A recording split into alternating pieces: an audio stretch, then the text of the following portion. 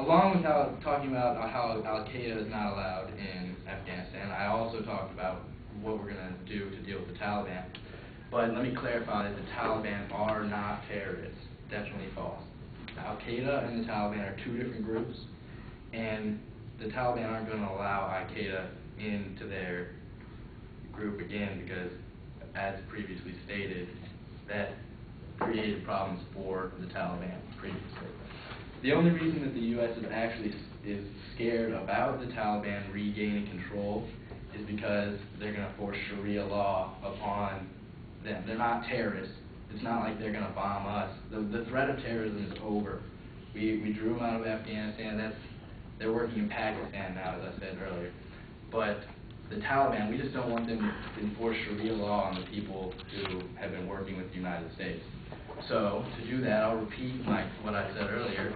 We're gonna talk to all the people, 60% of the country who disagree with the Taliban. We're gonna arm them, and just so they can defend themselves from being prosecuted from Sharia law.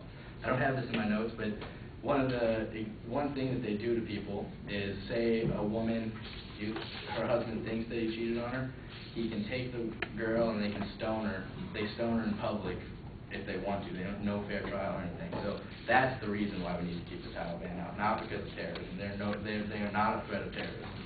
And also, I did not say that we need to deny Taliban a safe haven in Afghanistan. I said we need to deny Al-Qaeda a safe haven in Afghanistan, which is done.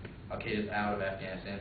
One of my sources said that there's 60 to 100 Al-Qaeda left maybe in Afghanistan. Let's see what else. Okay, and if we won't lose our investment, because the reason we went into the war in the first place was to get Al-Qaeda out of Afghanistan, because they were a threat to the United States. But that threat's over. The threat to the United States on terrorism in Afghanistan is done. So we're not going to lose our investment. We needed to go. It was a necessary war when we first went in because 9/11 attacks happened and we had to defend ourselves. So.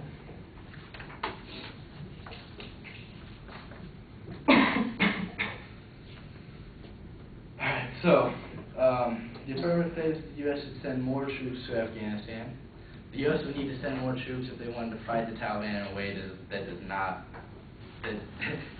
does not mean a war with no end. So if we stay there with the amount of troops we have now, we'd stay there forever. The guys would die of old age. But if the government decided on a counterinsurgency strategy, like the affirmative is saying, then the Army field manuals calculated suggest that something like 400,000 troops would be needed. And even under the most optimistic assumptions, there's no way that the U.S., the NATO, or the Afghan armies will amass anywhere near that army anytime soon, if ever. By March, the war will have lasted more than America's involvement in World War I, World War II, and Korea combined. Sending more troops is not even likely to change the outcome. There are too many Taliban and they are too hard to distinguish from civilians. The question Obama faces is similar to that faced by President Kennedy in 1961 over whether to send more troops to South Vietnam. Kennedy finally ruled against doing so. Americans in South Vietnam will remain as advisors only. Lyndon B. Johnson reversed course, eventually escalating U.S. troop deployment to more than 500,000 and losing the bulk of 57,000 American lives and his presidency along the way. The New York Times reported among the most important outside voices of that of former Secretary of State Colin Powell, a retired four-star Army general who visited Obama in the Oval Office and expressed his skepticism that more troops would guarantee success. According to people briefed on the discussion, Mr. Powell reminded the President of his long-standing view that military missions should be clearly defined.